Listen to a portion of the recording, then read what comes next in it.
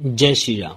हर व्यक्ति यह जानना चाहता है कि वह अपनी प्रॉपर्टी किस प्रकार से बना पाएगा। क्या लोन लेना पड़ेगा या किसी की सहायता मिल जाएगी या अपनी ही सेविंग से या अपने एफर्ट से बनाएगा। तो इन सभी प्रश्नों का उत्तर हम ज्योतिष के माध्यम से जन्म कुंडली के द्वारा दे सकते हैं। दोस्तों, आप सभी रेगुलर वीडियोस देखते हैं, ज्योतिष में इंटरेस्ट भी रखते होंगे, तो स्वाभाविक है आप सभी को पता होगा चतुर्थ भाव, चौथा भाव हम प्रॉपर्टी के लिए देखते हैं। यह भाव हमारे सुख को दिखाता है, हमारे वैभव को दिखाता है, यानी कि हमारे आसपास जो व्हीकल्स हैं, जो लग्जरी है, जो कंफर्ट है, उन सब चीजों को हम चौथे भाव से देखते हैं।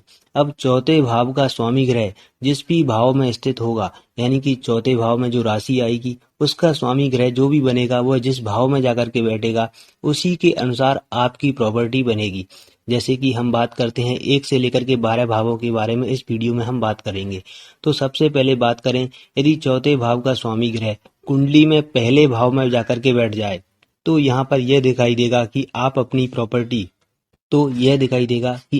प्रॉपर्टी आप खुद से बनाएंगे। यानी पहला भाव खुद को दिखाता है, स्वयं को दिखाता है। अथवा व्यक्ति को जन्म से ही प्रॉपर्टी प्राप्त हो जाए, चाहे वह मकान के रूप में हो, चाहे वह अच्छा कोई वाहन हो, इन सब चीजों का सुख व्यक्ति को जीवन पर्यंत प्राप्त होता रहेगा। यह अवश्य देखने में आता है। यदि चौथे भाव का स्वामी दूसरे भाव में बैठ जाए तो व्यक्ति अपनी प्रॉपर्टी सेविंग्स से बनाता है, यानी जो भी धन संचय किया हुआ है उससे वह अपनी प्रॉपर्टी बनाता है। और वो यह भी हो सकता है कि उसको व्यक्ति को अपने परिवार की सहायता मिल जाए, यानी कि फैमिली की हेल्प से, मदद से भी व्यक्ति प्रॉपर्टी का निर्माण कर सकता है। यदि हम बात करें चौथे भाव का स्वामी ग्रह तीसरे भाव में बैठ गया तो वैसे तो यह एक अच्छी स्थिति नहीं है, क्योंकि यह अपने से 12वें चला गया तो यह कई बार प्रॉपर्टी बिक्री का भी योग दिखाती है। अथवा व्यक्ति यदि प्रॉपर्टी बनाता भी है तो वह सेल्फ एफर्ट से बनाएगा, यानी कि खुद की मेहनत और प्रयास करने के बाद में व्यक्ति को प्रॉपर्टी मिल पाएगी, यानी कि इन सब गाड़ी वाहन इन सब चीजों का सुख प्राप्त होगा। यदि हम बात करें चौथे भाव का स्वामी ग्रह चौथे भाव में ही है तो स्वराशि का होने का यहाँ पर लाभ मिलेगा और इस वजह से जो वाहन है, प्रॉपर्टीज हैं, व्यक्ति इजीली बना पाएगा। यहाँ पर इसको ज्यादा संघर्ष या कठिनाई देखने को नहीं मिलेगी और उनका पूर्ण सुख व्यक्ति को प्राप्त भी होगा। यदि हम बात करें चौथे भाव का स्वामी ग्रह 5वें भाव में मिल जाए तो 5वां भाव संतान को दिखाता है। या तो व्यक्ति संतान की मदद से, सहायता से प्रॉपर्टी का निर्माण करेगा, अथवा व्यक्ति के यहाँ संतान उत्पन्न होने के बाद में व्यक्ति को प्रॉपर्टी का लाभ होता है या किसी भी प्रकार की प्रॉपर्टी का परचेज करता है, चाहे वह कोई वाहन हो या घर हो। अब इसी प्रकार यदि चौथे भाव का स्वामी ग्रह 6वें भाव में बैठेगा तो हम व्यक्ति को सलाह देंगे कि व्यक्ति को जो भी प्रॉपर्टी परचेज करे, जो भी व्हीकल परचेज करे, तो वहां पर उसको लोन लेना चाहिए। अथवा 6वां भाव विवादों को दिखाता है, किसी प्रकार के कानूनी मुकदमे को दिखाता है। तो आप कोई प्रॉपर्टी लेंगे तो उसमें किसी प्रकार के विवाद होने की, कानूनी लिटिगेशन होने की, ये सब चीजें होने की संभावना ज्यादा बनती हैं।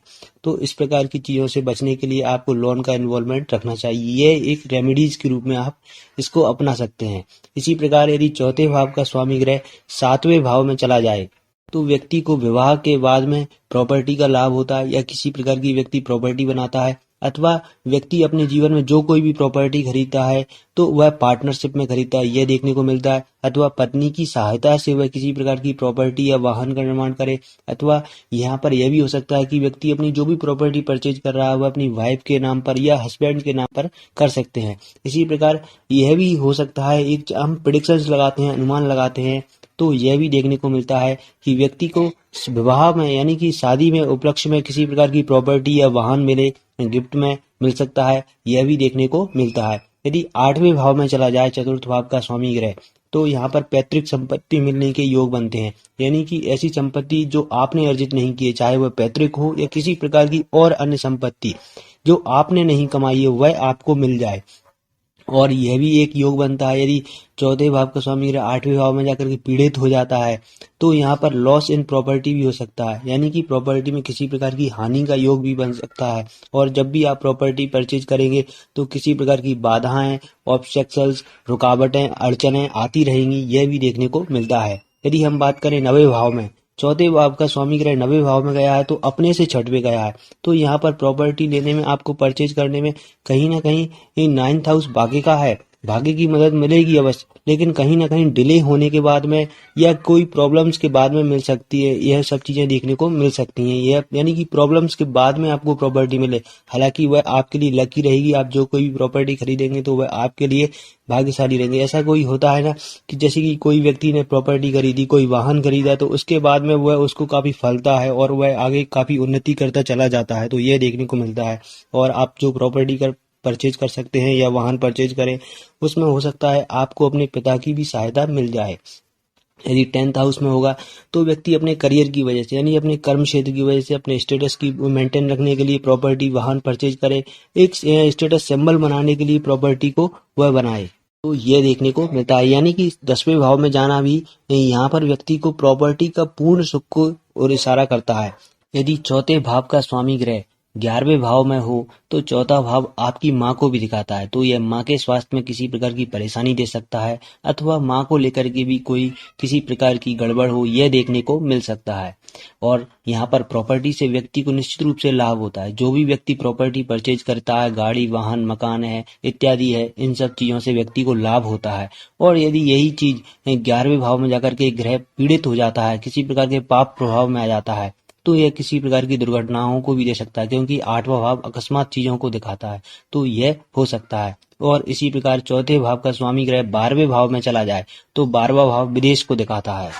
12वां भाव विदेश को दिखाता है, तो यहाँ पर यह संभावना बनती है कि व्यक्ति अपने जन्म स्थान से दूर कहीं प्रॉपर्टी का निर्माण करता है, और प्रॉपर्टी बिक्री के लिए भी यह एक योग के रूप में कार्य करता है। यहाँ पर व्यक्ति अपने पैतृक घर हैं, उन पैतृक निवास हैं, उनमें ज्यादा कंफर्ट फील नहीं करता। कहीं ना कहीं व्यक्ति की उन्नति भी घर से बाहर ही होती है। और विदेश में, यानी विदेश यह भी हो सकता है वह जन्म स्थान से दूर अपने निवास को बनाए।